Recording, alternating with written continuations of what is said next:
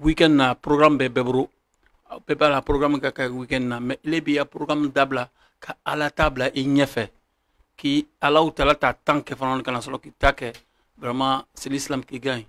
donc ambe berada ni fola ambe dirati lati dirati kun ka fa badiya ma anche nanga si yoro ka ala utala ko fo yoro ala utala fanan ba amele ka ula jigi ala utala fanan be wasula wulila nanga si yoro nan jija ka ala utala ko fo la shaya inshallah usman inshallah donc ambe aussi do le kunani an ambadeu jannate firdausu beya wa imamum beya imamum ba frani wa président beya yusuf alhamdulillah ka la jama salman beka ani ambe jama salman be sini ala utala ka noroni koro ka ala utala ko imalo ala utala ka nema di alama di ma ya ala utala ko imalo ala utala ko imalo kaira ala utala i neme mi kanye vraiment ambe na ma adiananye et puis ambe ala utala kuma kana me andina anda fo wo kuma mfola na ka gbere bi banu ma amba fo le samina wa atana ambe wole fo ala utala kuma kama ala utala kuma kan salmama ala utala be ambo anjurmula anjurmu kacha alama de jurmu to la anye me ala utala le ba ambo anjurmula donc inshallah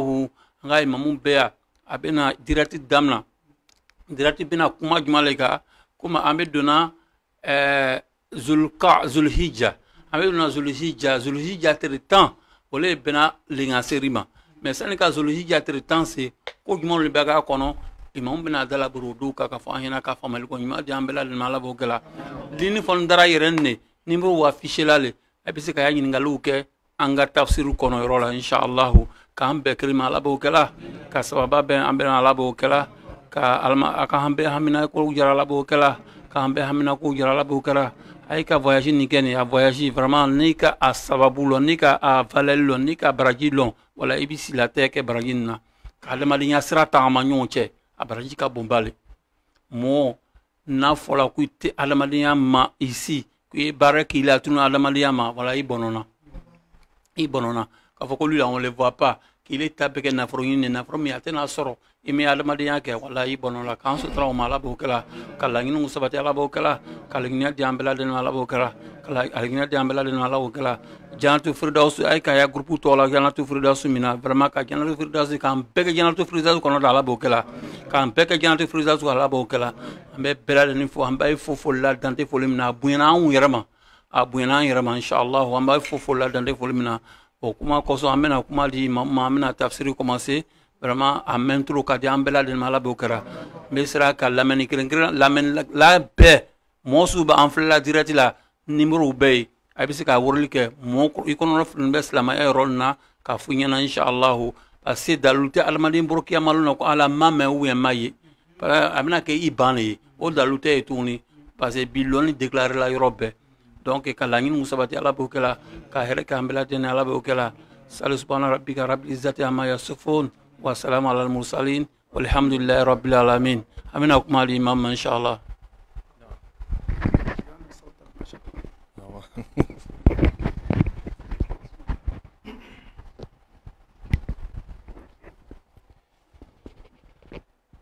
أعوذ بالله من الشيطان الرجيم بسم الله الرحمن الرحيم والفجر والليال العشر والشفع والوتر والليل إذا يسر هل في ذلك قسم لذي حجر ألم تر كيف فعل ربك بعاد إرم ذات العماد التي لم يخلق مثلها في البلاد وثمود الذين جابوا الصخر بالواد وفرعون ذي الأوتاد الذين طغوا في البلاد فأكثروا فيها الفساد فصب عليهم ربك صوت عذاب إن ربك لبالمرصاد فأما الإنسان إذا ما ابتلاه ربه فأكرمه ونعمه فيقول ربي أكرمن وأما إذا ما ابتلاه فقدر عليه رزقه فيقول ربي أهانن صدق الله العظيم.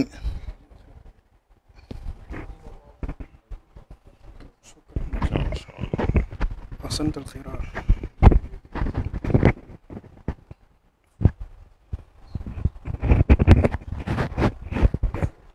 الحمد لله رب العالمين ولا عدوان إلا على الظالمين نحمده حمدا يدوم ما دام السماوات والأرض أمي الله تعالى فوق كن مالو نيني على تانو بله بله باي دونكي تلي تنفولو دامنا نا أمتوني فردوسي سينكام بلجيكيا مغو بنو يرماني ني أكو مي إمام سينينو أي أدامنا نا كابيني فيتريسلو واتي donki teletan folo damna naka ummatuni firdausi to nyombolo Belgique so kono plus précisément Anvers التكبير Allahu Akbar alhamdulillah nini me koyera ni dusukun bana nyon kanuna Allah Taala ko son sikata Allah Taala be awla kafo hero ko damaneka me yalaw donki teletan folo kira ko hadisa sallallahu alaihi wasallam don tay dona domin bara kadi alaye kateme donki teletan folo baraw kan. C'est-à-dire tout ce que nous allons faire durant les 10 premiers jours du mois de Dhul Hijjah a bara kadi Allah Taala katme bara beka. Doni Allah Taala sona ka on fara nyon kan bi donki teletan folo damna ko damna nyon fe ah nini me koyra ni me kayra le yara de. Alhamdulillahi rabbil alamin ame Allah Taala dali bara minu keto ambolo ka ala dien ka amna ala mo kala kira ka bara juma dorone bla sallallahu sallam donki teleta folo bara nye ako bara te lonte lomin bara kadi alaye kateme bara be kam baraji bonda kono bara min ketu bolo ni teleta na nyonte fona soro mo min bola kata jihadi keneka aya ka kan na folo beta ka kontila ka bla yere bolo ale Taala jihadi keneka ama ko segide ani tola dafa kan na folo tola dafa no te ka bokata jihadi keneka teletan folo ni en sabari teletan folo ni akabuna be donc islamo ni Allah Taala sona amena na do bara de lani amena na do kletan lani fanya na fadoni imam namshi ma al-Quran inshallah bismillahir rahmanir rahim amanga kunma bela kafuni namnani Allah Taala to baraka mabay mansa min kala dunya nema mansa mansa min kala lahara nema kere kere ni mansa naam wal fajr Allah Taala ko men kali wati minula segebe au farila abe wuli ka fajiri sel wati mi wal fajr ne Allah Taala ben kali jani tele akuna bo folo ke cho kasoro sube dibila doni fajiri be nyininga kuna bo fajiri fe wati slamaw nin kalli ka kan kan be son hakilila suklan sabana kiratu me suklan ka ta klan ro sala na klala ka safu sellat me dale ka suno o ya ka sukun foloy sukun flana musolo tuma bolo foka musoka hake dama na klalo la ka ayere jeneba ko suklan sabana abo beke alabatula foka ta se fajir welema kabini Allah Taala ya fay Qur'an sen mamba kono a'udhu billahi minash shaitanir rajim bismillahir rahmanir rahim ya ayyuhal muzammil qumil layla illa qalila nisfahu aw inqus minhu qalila aw zid alayhi tilil qur'ana tartila Allah Taala ko ama Muhammadu emin kenime ka iyere munu biri fanin koro e wuli yesu di Allah Taala ma ni masa bedila yesu klan fla ka klan ke di alama wala ma no yere be ka cha yo fana clan fana tuguni ka sous partie do di Allah Ta'ala ma donc ale tuma ka sous clan sabana be ke alabatula fo ka ta seleri ma ala yere na kam masaya da fani me jigi dunya sangolo la kam nyingali ke ko jonjon keni me kane ala wole ni wati nyona la maka do jabi bon kirat me Allah Ta'ala bato sallallahu alaihi wasallam wati lela imaginons susu nalebe ala bato ala ka jigi wati o tuma ale soro bato lale sahaba fana yeni wati kere kere ni soro donc ni wati le kofe doron fajri ba kuna bo Allah Ta'ala ko wal fajr imam ba kera ko hadisa la sallallahu alaihi wasallam ni ya manton laje anya fara fola nyoma ko munafiku ni be fe ka munafiku la manton na leri do be ko na seli wati gbele yala mo mi madro sikata la munafiku le imam ba fajri seleri kaba ko lo da réveil be sonné do rebo ka réveil la sako ay dans 10 minutes mena wuli olu te wuli na ma ken iner di tay adama de ala nyamila e bi yere do ala bi don kat mega donc Allah Ta'ala nyame ko bela ka fonina donc mami me wuli ka suno na dia e ka to e ka wuli ka sel dita Allah Ta'ala e ka fajri seli a donc ka foko ala kenime ki kali wati minani e wati ni nafabo wal fajr ne ala kala fajr fe wati la wala yalin ashr ne Allah Ta'ala kala sutana mi donki teletan foloy ole damna nabika on ni firdausi to nyon fe ala kala nin tile folo le biye kada ka islamaya la ni fitri bana dola kaba adam nana mantena borni bi tafsir ye de gereno fitri bana dola maminu ni le yamboli kaka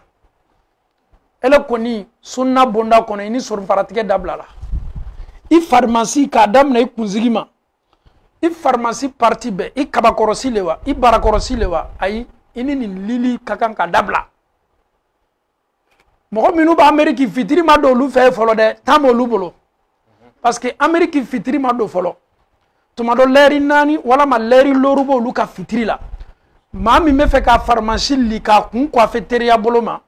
na bena leyambo na keli kaka nin kitibe laburi leyambo lawle ka ele min tel leyambo la bashi tala bi kun ko fe bi son faratike mais ni e koni bana dola leyabo bonda kono nana mi me nyini fe sunna bonda kono ye ya fay son faraw ko ye ya fay pharmacie be ko fo kata se kle kam tama do ka to manyini ngali gala mais koroj ma be son faratola manju ele rebe nyini ngali ke na fola ko kan son farantoy anga na kunzugu di amanyere manyini mais hikmat ma me mfa jotawa mais est ce que ala kara ko ma fa ko fewa Allah Ta'ala ko temma ko wama yantiqu anil hawa in huwa illa wahyun yuha ame sor fara yorota doron ka pharmacie yorota mais tenin kororo yere do foni ala ka hijilat keye ala ma hijid laslama bema amin karamoje no almami minima musofuru folo elebe kuma na furuka ka kuma furuka elebe to kuma na furuka mendo nyina ko karamoje yere ka furuka ngala be bele ade ebeje donc ni donki teletan folo ka kuma kan yere ki yere lawasa karamo ya ko yere tola ala ma hijila tike labe wallahi pour que yese ni fasar la kanya ebe se umura kelai otede me ka hiji yere ke kadaka ni ya me ko hiji abe keni teletan folo le konomu ko so ala ya kalala ni don hiji yere don arafa don yubahi Allah Ta'ala bena waso melekaw kan domi awna odoneti Allah ba fo melekaw ma melekaw ne ya Allah nyini minga ngome adama dan aw ko dine Allah Ta'ala ma ala ni yedani ke kabla dugu kolo ko kam maw bena nyon joli bon adama do bena tonyoluke bi ala fana ma fo melekaw ye ko aw ye maw laje arafa keneka nonu yo kan na folo toy o bano ka business ula nonu bela kafoni amansawa mara yere kenime ka laburi minu ka nonu bela kafoni meya o bela kafoni melekeni mo ka ihramu fanina ali kale son to koro nonu bela kafoni yere kum majigini mene Allah Ta'ala bi ala ba fo melekaw ma melekaw ne Allah Ta'ala be yafa nonu be ma arafa kene kambi e lonte dugu kolo kokan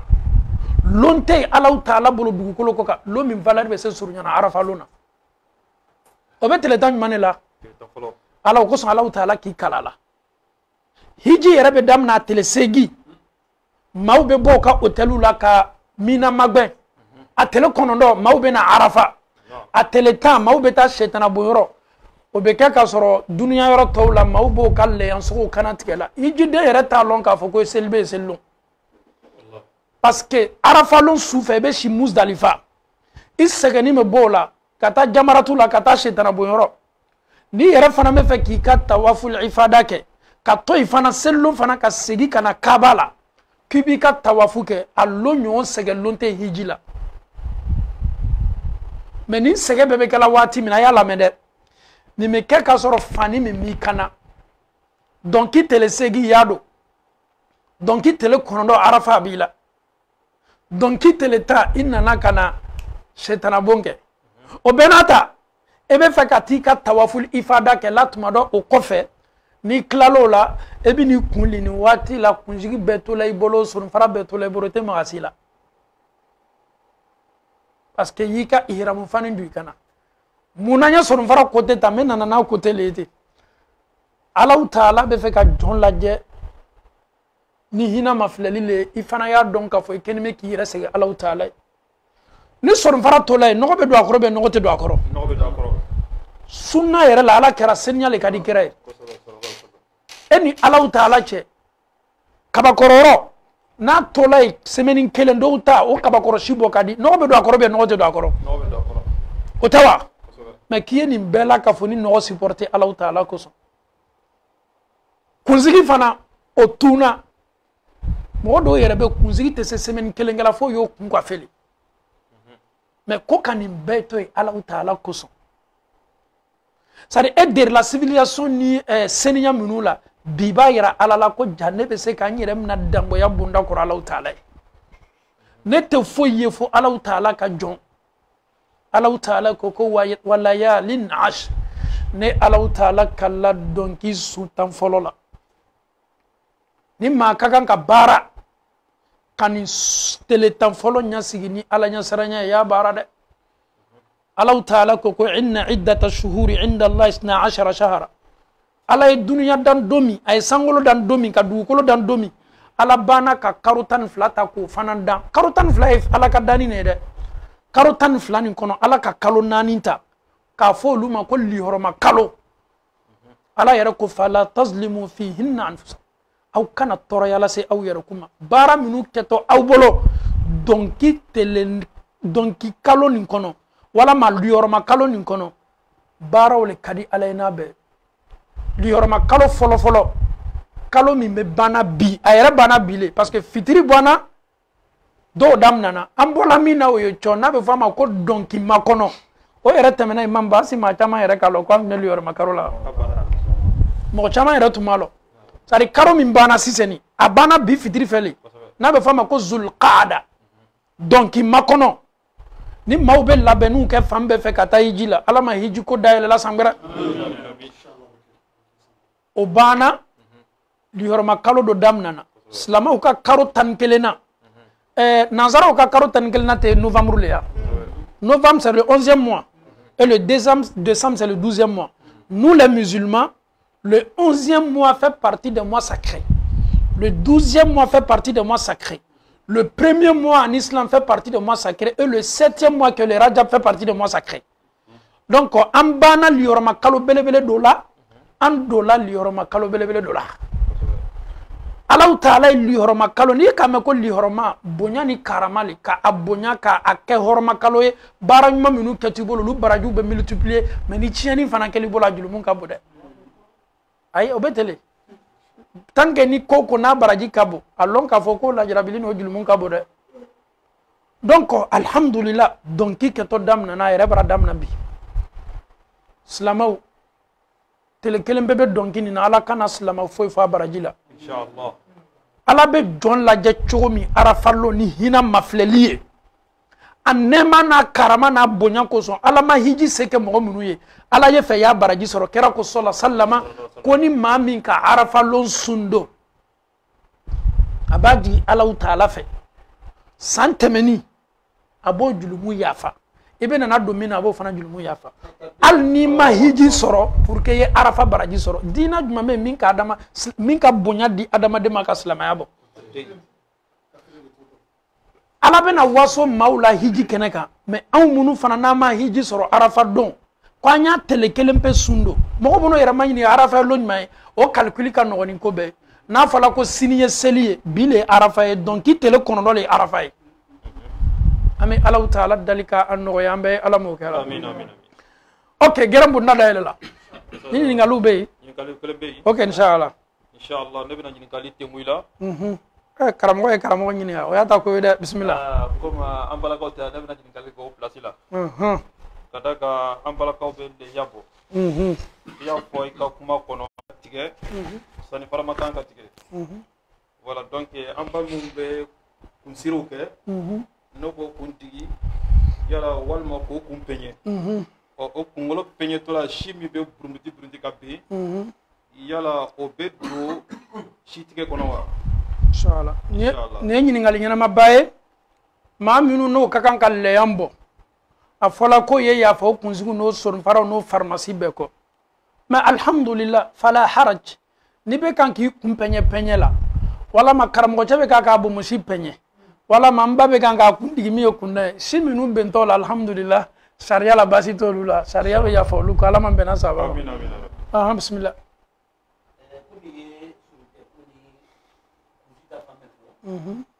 mais il est tombé dans la sangra abdelima ya bodu masito mais Allah il a les kina saka na fisro busana kan yango est-ce que il est de qui nya fole ni ka kan ka leyambo mais ni te leyambo la ni de la bora santi la busana ni ala le kele ne ni te na bola ka be jate ka fo ki ma bole ame duwawu le kɛ comme silamɛya la n'i bɛ fɛn min kɛ waati bɛɛ n'ala ma se k'i ala b'a baraji d'i ma toujours mais ele tɛ jate tuguni leyanbɔlaw cɛ ma baasi t'a la i bɛ s'a di la alhamdulillah ɲininkali dɔ bɛ ne bolo nin na bisimila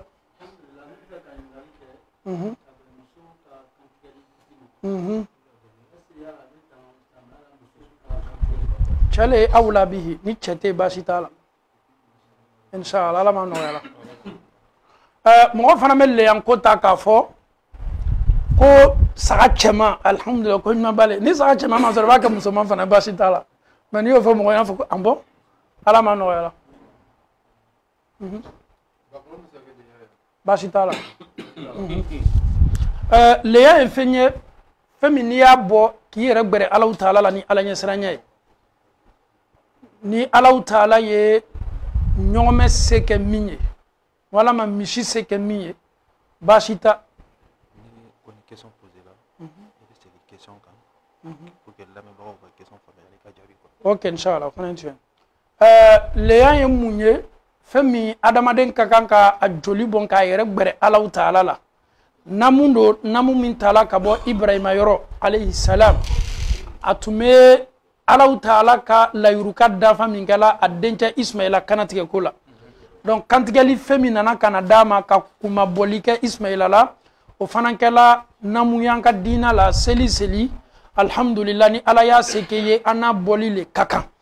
alhamdulillah misi ni ɲɔgɔmɛ mɔgɔ kelen fila saba fo ka taa se mɔgɔ wolonwula bɛ se jɛnna o la c'est à dire misi kelen mɔgɔ wolonwula bɛ jɛn o la ɲɔgɔmɛ fana b'o o ɲama ni mɔgɔ min m'o sɔrɔ ni Alahu taala ye e seko kɛ saga ye walama misi ye ni m'o sɔrɔ walama ba ye baasi t'o la ala ma bɛnna sababa ma n'an bɛna taa ni tafsiri ye dɔɔni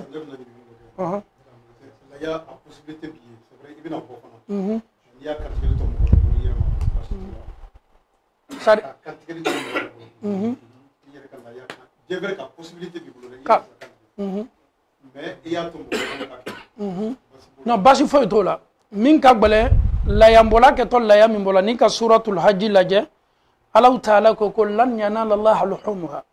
an bɛ laya minnu kana tigɛla ni ala mako t'a sogo la wala dima'uha ala mako fana t'a joli la walakin yanaluha taqwa ala ɲɛsiranya min kɛni bɛ k'i bila bɔli la ni ne ka laya bɔ mɔgɔ wɛrɛ bɛ se k'a kana tigɛ baasi t'a la alhamdulillah o tɛ kojugu ye non n'a man di o fana y'a ta ko ye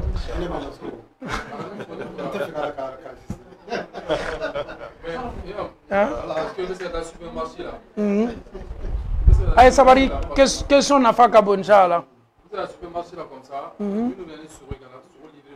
Mouma. Bon, là, les gars, ça va plutôt pas comme ça. Vous montrez la moitié, ça va plutôt mais à faire là avant, à placer ça qui commence, à placer ça après le mec avant quoi. Il y a là, est-ce que vous êtes pour il y a là parce que ça m'a fait gagner. Ala ma no yala ni masala nyana mabale ame wati mina bitu babula ama lase slama bema kadaka mo chama me le yan commandé boucher fait côté djouma ni slama do alhamdulillah mais mo mi mena e kal le yan ko nyana bo ele mi kal le yan so le yan biganyi nyala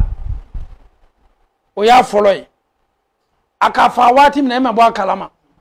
akon ko ema ko sobe frigo la yando kakan ka faga wati juma wati le bala slamala ni yako wati nya tekele yai c'est ka to la slamala be ba don seli kenela ni almamim bana ka kutubara ka autorisation di be ba don ka foko adamaden seli kenela na me bokata seli ba kenela ale ni sungoro yo contraire de sungoro la me sundo fo kana se sungoro la ba ma otewa mais sungaro seli na meta seli kenela kera ka lada tu yemu sallallahu alaihi wasallam atume tamaro do mutiri bonda kono na beta seli deni seli kenela seli denna na ma tamaro kelendo ma be tamaro sabado sara be dominika folo ka soro ka ta seli kenela seli denina mais seli bala atume contraire reke atunte dominike fona segina ka bo seli kenela domini yera tume damna muma folo ayere kala yam partido so partido oba yera ka fo le yan ka kan ka kanati wati juma wati le bala ka dina la oui allo Ramo nam anike mba tarate tanasta alhamdulillah alhamdulillah wala li la ka bomi ne be wole ke ka bo Angleterre ok Angleterre salam alaikum tanati alhamdulillah mala tano ayo basite krabo nindi odol be ya antum ba fe ka man kalike kondo fido banna ala ma sono yala amina rabbi antum ba fe to nyaira kanna aywa New York limbe ya olanyi ni kalibe ko ambe beslama ambe lani alala ambe ala batula an la ala le ku beta kumi kandi alele ka kambe da ka ku beta ko yala ala be kambe menwa oye keleyi bon aflana ko ni akerera yala ala be kambe men ese ala dali kambe do donc mogomen be kami men ibe ala dali kambo ese woda hanima ko min be lo salikula parce que bete Kurana lo ou bien arabu kan lo donc okuloma sali ke il fabricando ese adahanimba ou bien nama daha pourquoi ma daha c'est-à-dire ba ala le kakanda ala duka ala be kambe mena donc finalement aile la la question question c'est-à-dire ni mo selida il fabricana obe ala kaku do isuno idusukuna anyana mala parce que même volé ka me ka lo ini men besel la fana wulu ya mena wulu ka lo mais ni isella mo bre la kana peut-être pas fois tout la ça mais à te famille ibulu kumi ka to i fabrika na nyama donc au son le question follow Kambo au Lasema. Ni pese ka. On avait question flabé posée en même temps, Inch'Allah. Comme il y avait question flabé posée. Terrible, Inch'Allah. Question flana, bismillah. Aïwa, donc, de toute façon, question flana, c'est ça. Ou pour la question ninjabile là. Ok, ça va. Allah m'a sonné là. Amin Arabi. Alhamdulillah, Rabbil Alamin. Adamaden ya lon folo ka fɔ ko mansa ala le kan an bɛɛ da ala fana k'an dan baara min kama o le k'ale ala bato bato fana kan ka kɛ ɲami ma an tɛ bato suwazi la n'an sɔnna ala la jɔnya ni ala la danni ma an ka kan ka ala bato ɲami ala le y'o fɔla an ye o kosɔn alaw ta'ala ka ciden ci ka na an ma ciden min cila ka na an ma olu le ka kan ka na ala bato cogoya yɛrɛ yɛrɛ yɛrɛ ka an na ala ka kan ka bato ɲami an ka kan ka bato kɛ ɲami parce que n'a fɔla ko an bɛɛ ye ala bato ala le k'an bɛɛ da ala ye kan bɛɛ mɛna sika t'o la a ye kan bɛɛ mɛna ala ta'ala yɛrɛ ko kuranna kɔnɔ ale ala le k'an kɛ jamakuru jamakuru ye ka ban k'a kɛ kabila kabila ye ne ye jane ye ele ye sise ye do ye berete ye ala ka nin bɛɛ kɛ le pour que an ye se ɲɔgɔn lɔnna donc ala ta'ala ye kan bɛɛ mɛna sika t'a la mais bato tɛ se kala adamaden bolo ka bɛn i yɛrɛ hakilinata ni yɛrɛ miiriyata ma fo ka ciden de lajɛ Allahu Taala ka ciden min ci ka na an ma k'a mafilɛ a ka bato kɛ ɲami an ni ka kan k'an na bato kɛ ka bɛn ala bato kɛ ɲa ma n'an k'an na bato kɛ ɲagwɛrɛ ma misaliya bolo ma seli fana ye lɔ 4 ala dumanen ye kojuguya ni ne k'an na seli fana kɛ lɔ 7 bien lɔ 6 ne kɔni b'a lɔn k'a fɔ ala t'o fɛ ala diala nye ɲaɲa ala ka bato fɔ k'a kɛ ɲama ni o kɛli le ka kan min ye seli ma di danfɛn foyi ma dugukolo kɔkɔ yan Allahu Taala ka Muhamadu manto na fɔ ala kɛra sallallahu a nafa bonya kojugu kosɔn ala ka silamaya tunkun loru bɛɛ d'a ma dugukolo kɔ kan kelen pe bɛ yen a ka wele san na k'o le d'a ma o le kɛla seli ye a nafa le ka bon kojuguya a importance le ka bon kojuguya ko ni mɔgɔ min k'a to yen ala kɛra ko i b'a kɛ kafiri ye adamaden na baara fɔlɔ min filɛtɔ kiyama lɔn o le seli ye sika yɛrɛ t'o la an yɛrɛ ka kan ka seli nin kɛ ɲa jumɛn de ma an bɛɛ ka kan ka fara ɲɔgɔn ka banku kɔ kan ka danfɛn nasɔn hɛrɛma le ma filɛ madama n'ale le t'a la san na ala fana ka seli d'ale le ma ale le fana ka kan ka na an karan seli la ale fana ma seli k'a kunfɛ jibirila le fana k'ale karan seli kɛ cogo la a ka kan ka min fɔ a man kan tɛ ka min fɔ jibirila ka nin bɛɛ fɔ a ye ala kɛra sallallahu alaihi wasallam Allahu Taala ka seli min di kɛra ma nema nin kisi b'a ye seliw ka kan ka kɛ ɲa min ma ala kɛra ka seli kɛcogo ko fɔ an ye ka ban k'a fɔ hadisa la ka kakari la an ye sallu kama ra'aytumuni usalli alu seli komi ne Muhamadu selila ɲa min sallallahu donc ala kɛra la sahabal ni tema farafin terebe arabu tuntali mol tumbola persi jamana kan comme Salman Farsi arabu yɛrɛ tun t'olu ye mais olu bɛɛ ka seli kɛ komi ala kɛra k'a kɛ ɲa min sallallahu alaihi wasallam Allahu Taala ko alu ye karakɛ faqra'u ma tayassara min alu ye seli ka fɔli kɛ kuranna la min sɔnɔyala alu ye kuranna kalan na seli ka kan ka kɛ arabukan de la fatiha ka kan ka kalan arabukan de la silama ni ka arabukan to ye ka seli kɛ kan wɛrɛ la ko ala bɛ kan wɛrɛ mɛnna i tɛ selilaw ye yo tolo ni law ye i kana sa dɛ n'o tɛ n'i sala kun i jo ma kɛ saya la ni chinois fana ko k'a ye selila a fa kan na américain ko k'a ye selila a fa kan na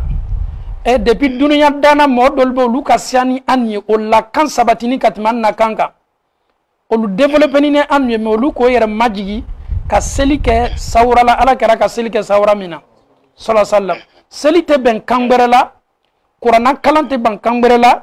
fo ka kuranna kalan komi ala kɛra k'a kalan ɲa min ma daluya b'o la kuranna kɔnɔ Allahu Taala ko alu ye fɛn kalan kuranna la min sɔnɔyala alu ye o tɛ karanna kan wɛrɛ la fo arabu kan wallahi maran kali Allahu Taala la ni bɛ mansa min bolo kuranna traduit la dala min na la kan kan na kanw tɛ se ka Allahu Taala ka laɲini fɔ komi ala b'a fɛ ɲa min mufassirina be kuranna dalamina la be e bɛ taa mɔgɔ 10 sɔrɔ a si la dalaminaya tɛ kelen ye bon ni mɔgɔ la dalaminaya se a la ne ka tɔn se la dalaminaya jumɛn na na kala te dina be ke pagayi ajila nyama amara bo abo nyama ma ajila nyami manan selala nyama ambe be sababa wala man te be sabama Okay. wala fenfe na dalam nana sikatala iketo dalam nana ila kankana ali nkokan billahi tallahi ali ka fatiha dalamna ibeta foti basrala ali ka da maliki yawmiddin Allah taala le tajuru saralo mansai me yo mafle ka dalamna nya ladaya mafle arrahmanur rahim ibo korota mufassirnal be se ka korodo la an yera hakilite semina bon c'est ko le yekela damaden yere la mais ala yere la nyini ala kelempele kalo o ko son qur'an jigila nyama anye selo nyama basi tala amese nande sela duo men folla na sella alhamdulillah sariyama ambalika fo kante se kuma gbara fola mais anya jilaja ka fatiha karan selila komi ala karatara karana nyama ole kan ole be na sababa ambe mal ko ole ke kera la watila ole ke la sallallahu alaihi wasallam aka mu'min ci ko kata islamaya la se yorobore la ul betala islamaya la se allah sila mu'min mal be frantre sella nyakilon lema anyan jija an ka soro nyama anya to nyama an jobole la an hakli boyana nyanya an hakli te se boyana ni sabali sabar dolbe arabu tuntal ye mal bet yana ka sel arabu kanela kuma la kera sella nyami an be satole sikatala an yi saka soro na silke chokan an na herabole la ala man be na sabama aywa kramo nam d'accord oro brala gwe obradi anye alhamdulillah maintenant question flana sinesa we mendi ikalo comme ya fulanya ma islamia seriality ana Kenya afole nyama kuka tete okay question flana oro sinesa esa sebelende ppp kurana kuno kana sali angresi la fu arabuka please sebelende kurana kuroba ala ma sono yala ani fana ese islamia damne wati ni sisente ese fense islamia konowa mama makuma umekanya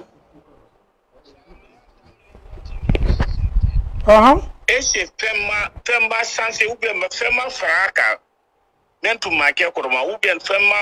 boala mentu make koroma parce que anka ambe bulujigi ni bulu yele la islamia do l'islam a question me poser min cheka la menin que pour le respect c'est très important bulujigi ni bulu yele ambo yele islamia do kila mo o flabe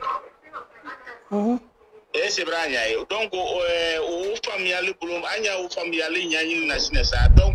c'est-à-dire nas belin l'islam ya kono qur'ana kono fi ko kana seli kan ko la fuman arabuka ani fana ni prendre ma sensé islam ya ruldo depuis adam ne lo ni hantimba parce que anye do ambra mo do lié kana men menite ana ko kamfola moludi kramoludi kramo dolu ire arabu ledi dolu ko li ke ye kamemena kada hali ese me oman an wasan ko kambanta ko kramol mainika me ko la ko ile ibranya ba ye kuma lan ko le don ko sabe voilà donc on cambo o tri maininga pour que anya long anka min ani min famia parce que maintenant malen kan ko le do mais anglais ou bien mais français di ne do te français di ne te anglais di donc nande ni kali ke rawdo funye se ko kamfo la lema kamo lema kanta hamina ko idala pour que indi famia li so ala nyap donc o mabenini ok ala ma sono yala comme ni wala ni kala ka sia mais amena ila question jabi parce que ni question na faut ka jabi le question tinye muye ko yala est-ce que a sebeni me ka fo ko selite se kala kambura la wa ni mafli ouais ala ma sono yala wala amina yala ni ala karabana fo la sallallahu alaihi wasallam ko le sella nyama ko anye selite est-ce que kitigbere ko fe seli yala chemina kumale Mohamed Diané koko ne ka Kenya mako beya keti eni momi market est-ce que obra ben sabama wala mama ben sabama ile kuma o yoro do sinesa kono do fli ro na seli Kenya o ikela Kenya ma adu kya Kenya ma do be penoma mais quand même photo c'est-à-dire you come for ba ala matralale I haminan kula ya ala matralale ka madia ka ya fatrafe idi so même for la ifa brakando iti so for la kampada ni oni keli tungaga no tungaga kadaga Slamaya dila chemima mol tereye ala wati la tere mol chila ka waslamaya la se solma somen nte foi kalama tumado arabul yira tuntalye ma fal sinyene ka fal ba waslamaya fal yal ya fo kwa li seli kangore la ma fal siyete alu nana kana slamaya la lonya molla momen nte arabuye komi an men konko Slamaya fola ulunyena ufana ka slamaya tanya ule masabal bulu alfana ki seli komi ala karala kiden nana nyami sallam ka lase alma note eina to mole makana slamaya la sama luta arabu kamena bela kan ka sone bulu alu fana tumesa fola akomanta arabu kamena funal diananu anta kana me ai amako nyama afola nyene kwal yo qur'ana kala koma aljilanya mala karaka seli e kala fana komi ala karatere sella la nyami donc alhamdulillah slamaya nana unyalema nota nini ni kali tunkaka am bema men kona anye alfana anna mandiya dumambala ali nere mandiya dumambala nye me am fal tunkata folale an tarabu yede anye mandene komi annana arabu kanela men sonoma an mawle nko kanyi me an bembal manin fo alu hakili ka lon ka fo ja seli ka kan ka ke annana kera manyami sallallahu alaihi wasallam an fana hakili warala nyanya an hakili tese warala nambe malta ida voilà donc kuma la surunya boloma ala kara sallallahu alaihi wasallam aleka minke aka molbla mina kwa ka kenya mi mabeya kete o ka wasake ka fo ambe yanta ka kenyama donc ni momo ke to dogbere kala ala karama ko tatuguni ka foko momo maseli arabu kana ko selti ale ko lenga kenya ma bayita ke to ka wasake o ale kuma kan keleme o ko bele datula donc ala mambe na sababa ma kira ya wati la sallallahu alaihi wasallama sahaba men treye alu tere selimen kala alu tere la selimen kala islama la sela dunya fanfa ka wati la Allah sila la senya kelempelema kira ka kenya ma la sila la senya kelempelema ala man bena saba okay inshallah kamo nta fe ki labne passé wulila kasia okay inshallah nya fe ka oro kelempele fana la ka sina sa woye mundi anna kramo kele minale la kine ka la kasula sali salin kododo maintenant salin kodo ese wo ani kamrin ba men yedu kuno détourner mana jamana kono mo min ye do bal sola jamana kono mo ye tieli ala sosto ko kela jamana kono ani mina sadra abrakando c'est en la terre oui donc ka black sola mo min ka kan ka black sola ame kuma na la temala lale chieni mandala e ka jojo madani ni site jojo mai zunguru baya mo faga ni be jojo korone mais ko fana me o danger no fitna kabo katmo be kan ole mo min ka Allah taala la dina mayele maka ka ere dianen tay na daluya la me ne kile manyini nga sise ngo kira la wati la sallallahu alaihi wasallam muslima ya taala la se so menna arabul ntema la selal man la senya mina ala karaka kenya mi maka fonya ma la selaw mo la senyalila me yalaw muna o ti fana te fe ka ke ala karata kenya ma mo min ki imabo ala karata kenya ma ka fo ay an misa kala nina an miriyala ka fo ni fana mebe ka soro kira nana ni mi ala taala ko wama atakumur rasul fakhuzuhu ala kira nana na nyamma ka dalma aliya taw nyama wama nahakum anhu fantahu amma min ka kalban ka bomi maliya tejanya ka boma mais ala karama na nay na nyamina ne fana nye imposer ka fo ko doni fana me se bena yalaw est ce que ne bara tieni ka wala mama tieni ke aywa kramo mala suriya buluma na bunya ye ko bero e se bra famia mais ane romen ko o ye mundi ba sebelente ko fo arabu kan o ye kelendi bare karamɔgɔ gudelu tere ye hali ala la kira waati la a sa kɔrɔ dɔɔni na même n'a fɔla ko misali kan bɛ se ka kɛ kan wɛrɛ dɔ n'a tere dɛ i tɛ arabu kan mɛn na komi jɔn ni kuma bɛ fɔ an bɛ daluya ta o le cɛ ka ɲi non i kala an ye lamɛnna karamɔgɔ ile la ne ma karan ne tun y'ale fɔlen ok n'ala sɔnna n'a bɛ ten Mohamed y'a fɔ la ko ala kɛra la waati la ko mɔlu ko ten ni daluya nana o le ka ɲi kiti na parce que ne ye min question min jaabi la ale bolo nin kiyama n kɛtɔ ma ɲininkala la ele fana question min posé la ne kun nin kiyama i kɛtɔ ma ɲininkala la an fila bɛɛ b'an jija le an ye kuma sariya kan an ye kuma daluya kan n'o tɛ kiyama ɲininkali b'a ma ala ko kuranna kɔnɔ wala takfu ma laysa laka bi ilm adamaden fɛn fɛn lɔnni t'i la k'i kana ma ɲininkali k'a la i k'i dabila la inna sama wal basara wal fuada adamaden tolo i ɲa ni fɛn bɛɛ i bɛ ma ɲininka a bɛɛ la n bɛ se ka fɛn dɔ kɔkɔrɔla don daluya tɛ n bolo a la mɛ a lɔn k'a fɔ ko n ma ɲininkatɔ dɛ a man di an si ye an badenkɛ min ye kaso la an bɛ dugawu kɛ ala m'a ɲuman bɔ la mɛ a ka baara min kɛ nin ka seli ko la baara bɛnta tɛ bi an ye maninkaya ko bɔ a la an ye n ko bɔ a la silamɛya le bɛ ko bɛɛ ɲɛ an bɛɛ satɔ le ka ma ɲininka Alahu Taala bara ale la kunnadiya ni an na kunnadiya n'an bɔnsɔn na kunnadiya an bɛɛ ye ala taralaw le ma mɛ a bara baara min na doni ni nin baara continue la ka taa se fo lajinɛ bɛɛ taa seli ka silamɛya ye k'a to yen ka seli ko la ale kelen pe sababuya la ni joma k'ale fɛ kiyama lon a kɛtɔ mɔgɔ miliyɔn min na fili i b'o kalama supposons ni joma k'a fɛ bon karamɔgɔ komi i la kuma latigɛ tɛ n t'a fɛ ka i dalaja o ka fisa mais ayi dalilu mɛn y'a bolo dalilu mɛn y'an bolo sinɛ sa ole n'a sɛbɛnlen tɛ k'a fɔ seli ma kan ka kɛ kan wɛrɛ dɔ arabu kan hali bon gudelu ye yen wolo kunabara fɔ bon komi kɔnɔdɔfili kosɔn ne dun ma karan ne y'a fɛ ka faamuya le non ne bara daluya di ma tuma de mana daluya mɛ i ko k'a ma sɛbɛ kuranna kɔnɔ n ka kuranna ayal di ma sura dɔ bɛ yen n'a ye fɔla ma ko suratul muzammil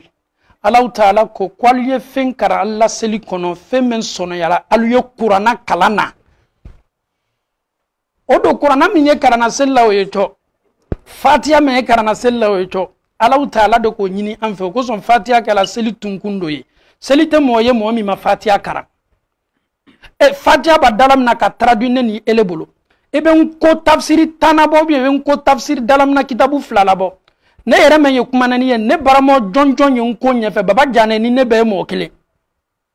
baba jane ni ne bɛ ye mɔgɔ kelen mɛ baba jane ma selilon kelen nko la nko yɛrɛ dabɔ nko yɛrɛ bɛɛ bɛnnen tɛ nin na nko groupe dɔ le bɛnnen b'a la n'o tɛ nko bɛɛ bɛnnen t'a la dɛ mɔgɔ min yɛrɛ ka nko labɔ Solomana Kante ala ma ala hinɛ n'a la o kan ko la bole ka ko la sonoya ke mandenye ame duwawu ke ala ma ala hinana la o min kan ko la bo tele kele maselin ko la na an kana nin ke ka fo nko bele nko groupe dolle ko ko ka selin ko la no te nko bete de parce que bara mine bara bentate abe se dilan bara mo la ka fo ayi ko fo sita la me an islam ala taala nye am me keto ko kala me manyi nga bela an na position ye minya tebe ame duwawu le ke am bade ma mimna na nkoro mimna na nanfo ala ma nyuma bola ka bafana ala ma ala farala kan nselin kola ala ma bolo kala bolo no te nanfun duma mbale tere nenye ala mana lamena ala atre sorcier man rencontre la mo ko nanfo mandi nanfo tuduma mbe atre temena radio men na atre adamade na hakilla kunna manden kolla atre ko bal kala alhamdulillah atre kawani lil kala me mi selin kola ye tunya na ani dunya islamal tena benala kada kan islamaya ni suko nana yoro yoro an ni islamaya li taala ala man bena sababa ma wassalamu alaikum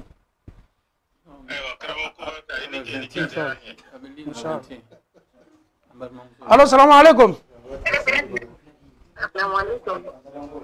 bismillah ok amam so torosite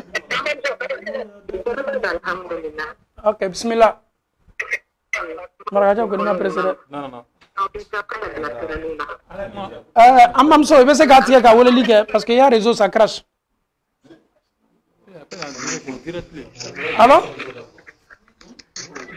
allo salam alaikum wa alaikum salam tule ok bismillah question alhamdulillah. Okay. Bismillah. Ni malal. Ba bismillah. Alhamdulillah. Ame Allah Ta'ala tanu ko sebe Allah Ta'ala ko walayalin ashr. Allah Ta'ala kala ni sultan folola. Naam. Allo, salam alaikum. Wa alaikum salam. Bismillah. Mtole ko Mohamed Lamine Mansare depuis Paris. Ye misare ne? Mohamed Lamine Mansare depuis Paris. Misare nje? Naam, Ustaz Gane. Ibe sabarian do ka woleli ke ya presque abe linna ka shani 20 minutes. Amena ale tanamba mita e kana te ko. Assalamu alaikum. Obedianye ko sabe. Okay, ambam so antolo bila. Okay, bismillah. Merci beaucoup. Encore la place pour Allah. Amina ya Rab. Imam a questionné mes questions posées là, il y a quoi de là. Comme ça, on s'en est nous sommes au Kala, il y a Moussaka Blakata Douma. Mais il y a Rafana Kala, il y a Moussaka Blakata. Donc, nous connaissons Allah qui est Watu Galère donne. Donc, du coup, comme nous connaissons en Béano, on m'a ôté à Sogola. Marakati ere. Donc, hein? Marakati ere. Non, non, non. Pas marakati do si mengora janye maraka wa attaquer si c'est. OK, antolo bila. Non, non, marakati. Donc, du coup, nous on comme Watu Galère donne.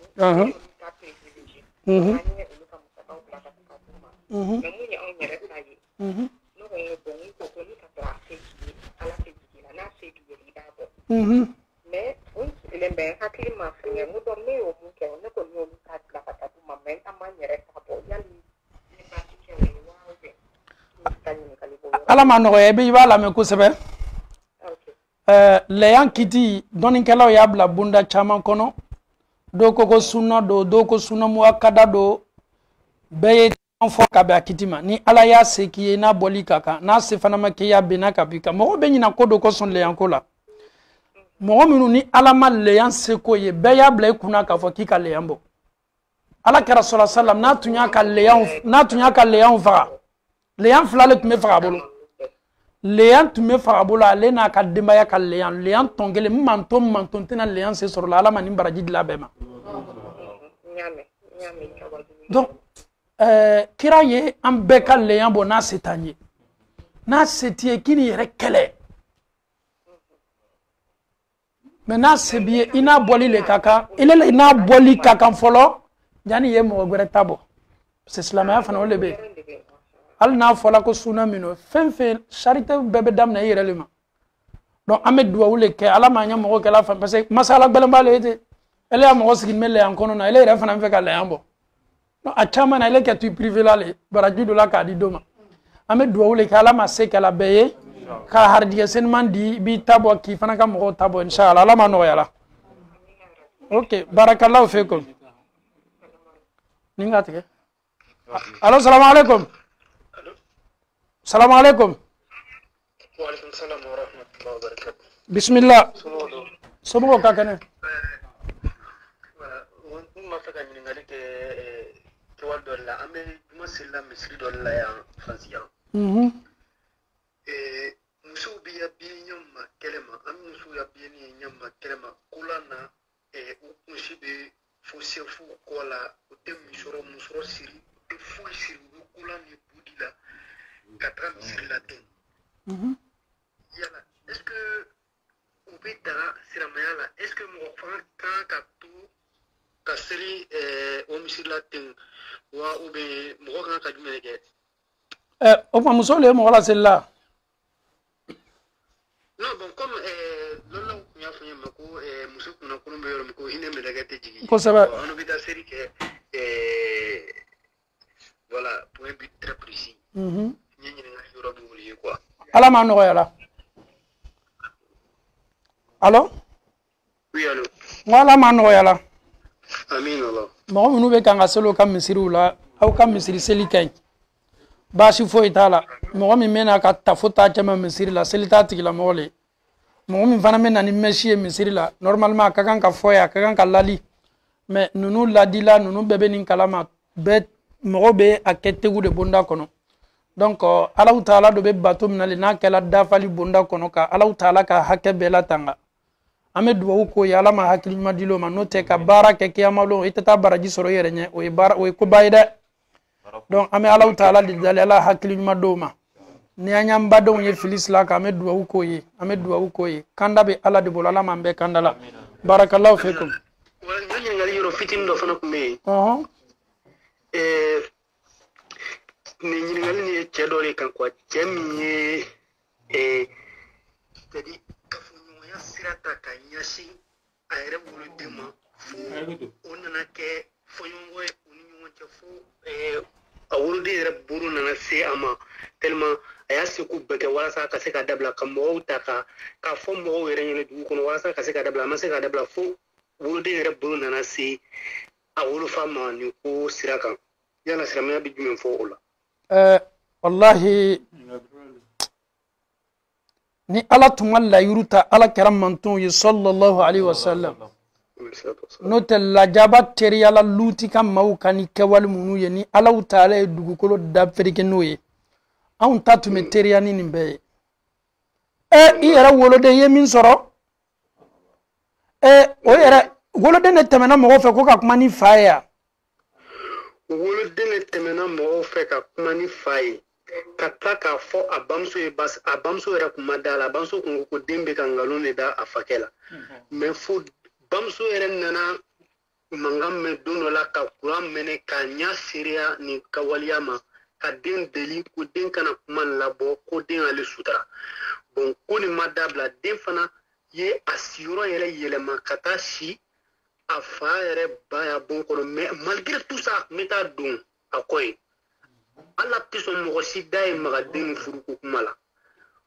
fo den yere nana bo du ko do no ka dugu mena na ku mo do e o loger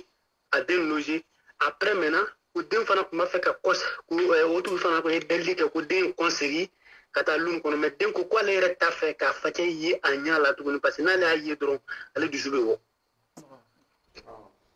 balmaje ko bekra mo bo akam nam balmaje wallahi ningo me réponse di man na me galontige ne kuma yere ayem farfale wallahi ame mi fodem soye ni yoro nyana ma babolo abeto sutora la yoro min kono parce que muso maya kelena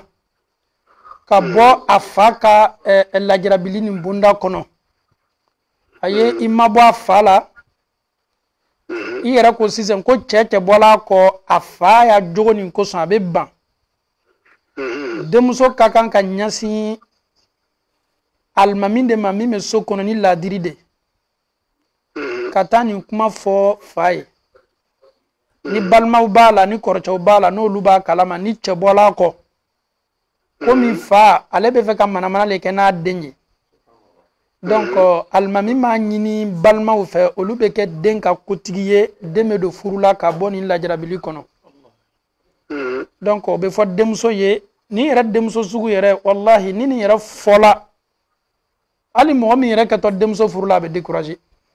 parce que ka fata sugu ni ki buranche eni Allah taala che est-ce que ni ka buranya ça peut passer amano Ahmed Douaoule ke na soro bana lebe chokorobala la hakli madama parce que adama de ni kam mo yella jarabili belando fanana abe wara haklu mama tigi fana mako be Douaoula fili wara la nyanya julumun kala julumun wara la nyanya wallahi anye Douaou kai ala sigi ayerema ka sigi adame ma ka ni miria chejugu boala mais mi me fodem soye sharia be minina fe ni fasu ni ma ko ka bona ye ay boso kono ay ta yere karfa yoro la be la tangali soro muso te ben akelena de yere boso kono pe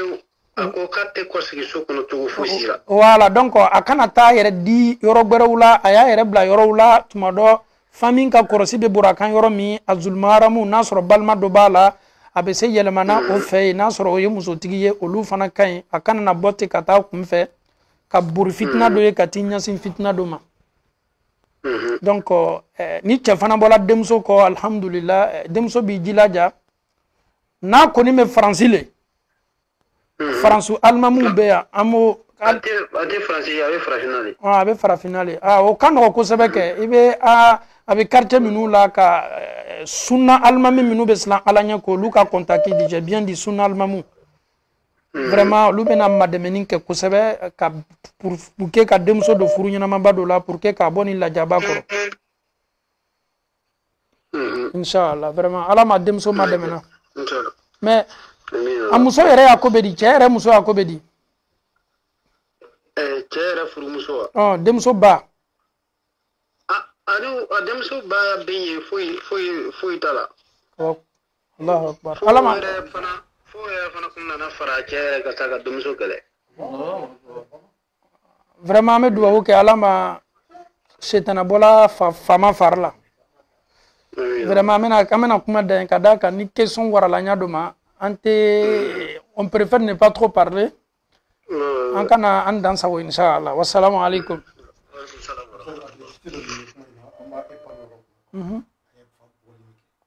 non fabugoli ni ka demso ye fabugola wati ne ke be boni demso ye aba yere defana foi te bugoli yere ni demso yere tmese ka yirita ka chakuna non ko ye kuma no mani ne o ele demso bolo silima a bolo silima muna ebe fe ka boni demso be ka ngare defan na yirita ka chi kuna kinyachi bashi foi to ala man bena sa baba okay sorry assalamu alaikum imam ba kuma le teni e ba fole ko atike a bebe dugolo ni koka ala ka dondo dal club ta kalan soda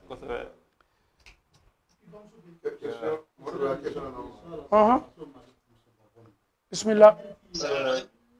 taketo wa alaikum salam wa rahmatullah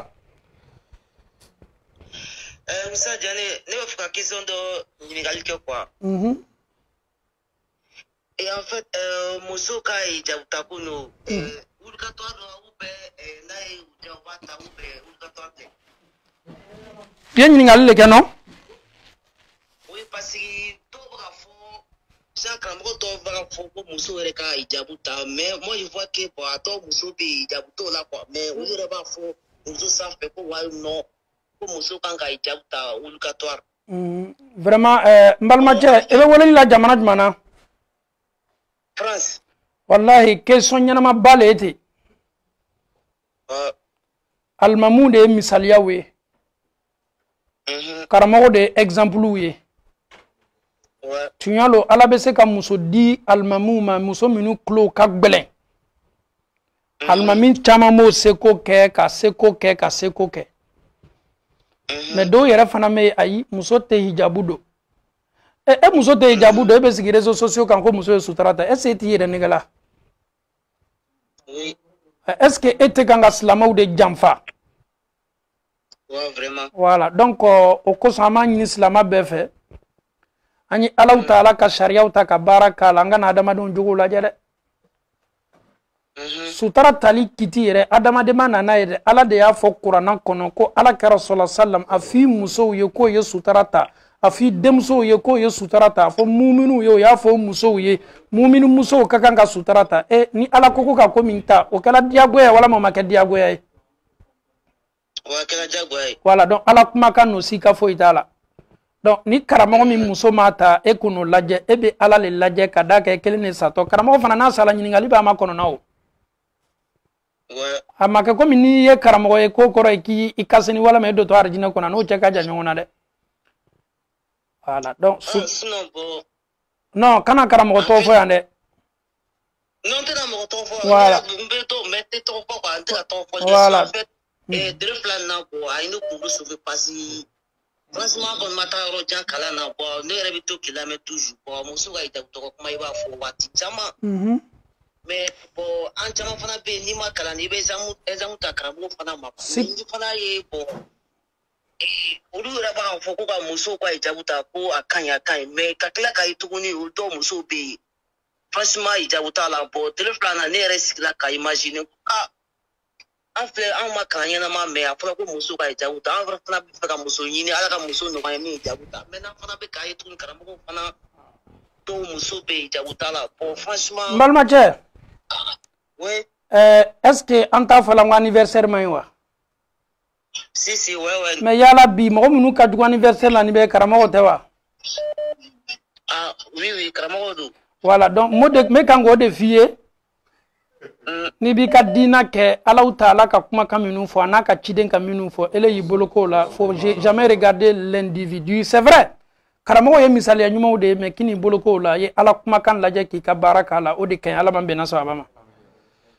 Amina. Vraiment merci beaucoup, barakallahu fikum. Allez, salam tout là. Oui, allô? Mais, de Massari. Ah, mais tu as une question posée, non? Ah, tu as une question posée? Ah, ok. Mais il y a misare ne yo le kozo nyina niko. Ah, ustaz jana to para to si. Ok, bismillah. Ah, c'est question là. Ouais, bismillah antolobi là. Ah, voilà. Donc nous clinique ni parce que nous dio de ville clinique là. Donc malé maman no ma quoi pour des questions pour Ahmed. Donc vraiment on a fait les concepts aller na rairo pour depuis 2016 ya quoi. Donc wali bara jamana siama ka puntali ka torake kana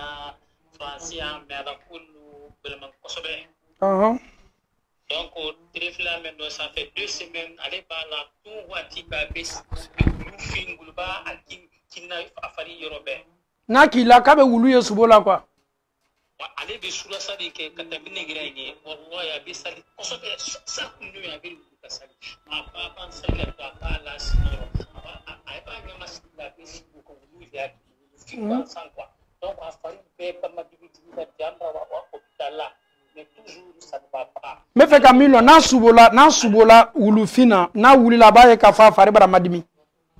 Non na fari te madimi na fari be ba kuma kan quoi. Avec ko be mo mi segeni ko. Ok, non, femme. Deux semaines, 3 semaines, tu sais, voilà, Allah Akbar. La paradis a fait chaque jour problème, les quoi. Allez, donc, bon, allez, la dîne à la gouvernement, donc, je reconnais ça. Allez, tu vas la boule, fait la para, allez, tu fais ce qu'elle a fait, parce que la para,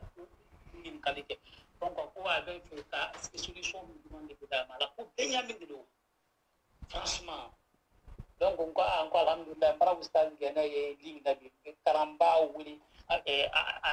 des questions même pour jana quoi. Salam alaykum. Wa alaykum salam. Vraiment lama ayarabi krefe ke. Ouais mu kono nak. Ame. Na wa karaktere mana ama musobe kuma téléphone nako. Ok, ça va. Na kuma minu photo ya a répéter quoi. Comme déjà un abonné la page là, ça va, alhamdulillah, la mambena ça va ba. Subo qualité fla saba lebe. Abe sekala saba ka be muma adamade miria dobila warko be na bi visa ko be na tuabula ta ko be na souvent subo le bi yere visa bonda kono bi yere avion kono. E ko lot me kam o chamana da. Ni be visa ko la watimi. Ça elle est subo wati be kire John ambassade la le wati be ni masu ko avion la be suko kire parce que on le bi kuna donc a chama na ibe teleni femi ebo yika suko la subo fasar la ote jate bakelo ka mo kete ko suko la kolone suko sigoroma flana ni suko la kaira la ni suko la herela ni suko la koko na be ke sababu ye abi bla bato baraw la bi yere seli la bi yere hiji la bi yere sundo la bi yere saraka bola esigini me wajibili kayro la esigini me misiri kono tuya na olube kairali ni ko suko ke ibe se ki diana modo baro la we kairali suko sigiroma sabana oye suko be ke sababu ye ka adamaden maslan ka adamaden lasran ni yere wulila yere be slan fari bebe gbliya ika olu chama e shetana suko de voilà donc ami minini atila mo fe komi koko akadina ko la janime alhamdulillah wa ala tanubaye mo fana ni kaliman yabonyana shetana otito ide iba fanya na kona be da susu aye qul walau kalan ka qul a'udhu birabbil falaki kalan ka qul a'udhu birabbin nasi kalan ka klafana ka siga kan suyan fila ka kla ka siga kan suyan saba na bano la ba da funyo fiya bolo la ka damna kuma fa sen aya be josinaye aba jija na fana mila ka lafin kan ayila kinibolo kan wala ma ko kan aye bolomara akana to kila bolomara kan no ta be na suko jugu chaman ke kila ikono kan ni kala bolomara kan chaman e be suko minu kala yo lu chaman jugu mawni sunna be minni an fe kwanya lan kinibolo ka gbalande ali mo mo sin me gerana ni ka labo mo me to abolo kiniga suno wala ka do re kramoche ame to kinibolo ka mangere bolomara ka ama fogoni lale bolomara ka ko aramuno de me a chaman na abibla koshmaru ni suko jugule la me ni mo me kinibolo lali respecté a chaman na ebe kayra da mani ka sukola donc ambal ma chani mun kali ka kan aya jilaja Qur'an sura me ko suratu baqara ala kara ko baqara aya laban fla sallallahu alaihi wasallama koni bakara aya laban be kalan sosola aya min damna amana rasul abe sabla la youtube la les deux derniers versets de bakara na ya bla doron ay abe je damna amana rasul fo kata se alabama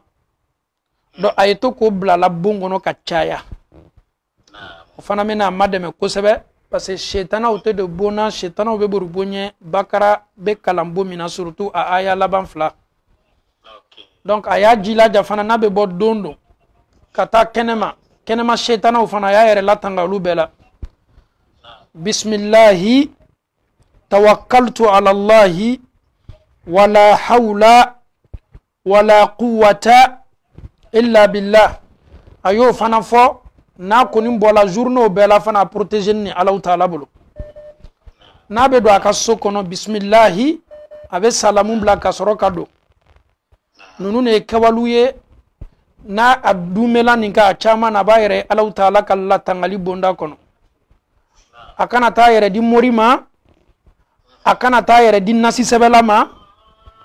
akana ta yere di mo min keto bangandi lama kwa ya siri achama aya yere maboni mbela kafonina na fana ka suko jugu ke saraka bo akana saraka bo de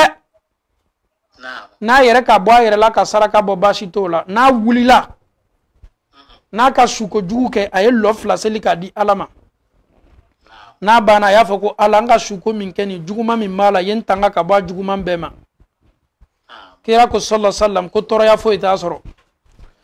ni sala ya yere bala na te fe ka seli asigini meto asigiro la ba dafonyo fie abolo maranka abolo jugu kan shuan saba sa me gauche tu alanga suko jugu minkeni ntanga toro ya bema e baye ka fala ba latanga donc afambal ma chena eto tawhidu bonda kono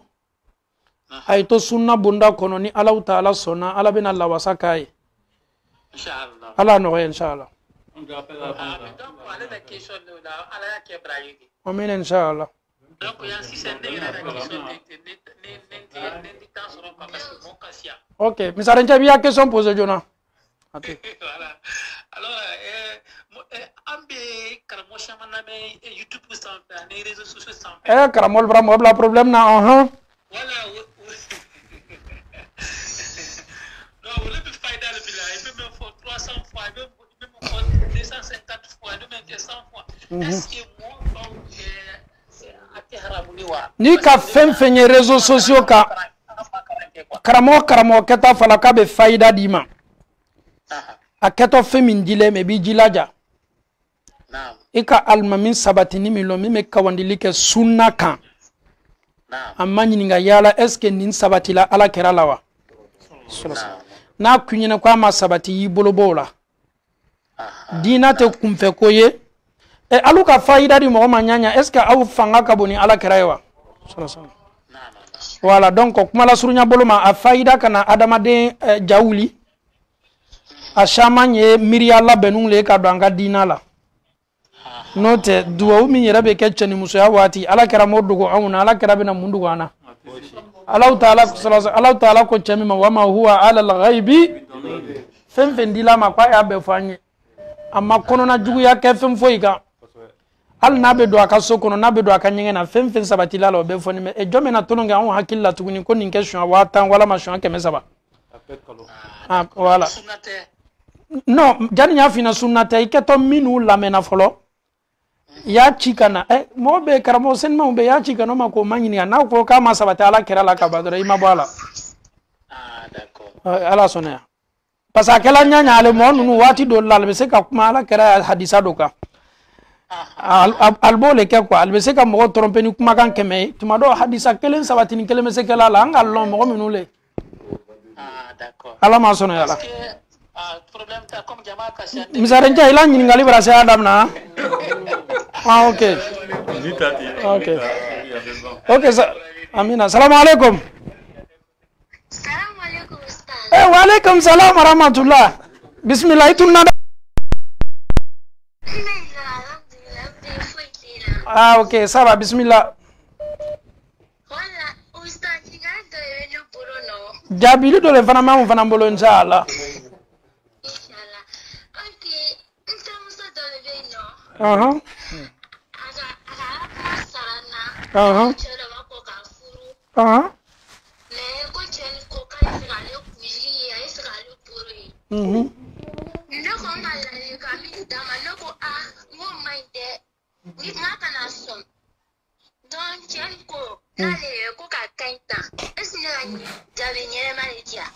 mais demso nyala tugunne bi anyala tugunde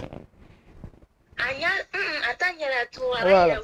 Okay, sariya ka yoro mi fole anyada dorompe na buloy.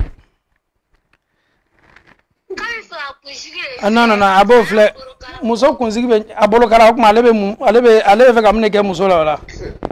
Muso kana galon tigaye ni akunzigi kacha yafo ka kacha na mancha yafo ka mancha. Mais atate muso ye sariya ka yoro minu la daga ka be so ye la muso la. O de nyada ye ani muso tige basi to la be so yela no ya di alhamdulillah no fana madia afana yi jija ale fana kana to fo chegbere nyine chegbere fana mese nana mi madia le obese dia la chegbere me ka kunzigi yara la ale mo joni na muso kunzigi be yara le la ala no ya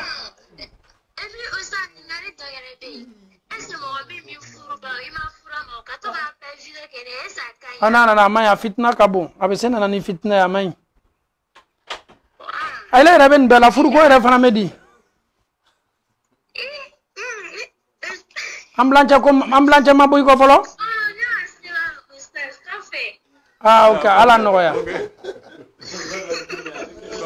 barakallahu fikum inshallah komi no ay sabara amena safo sel inshallah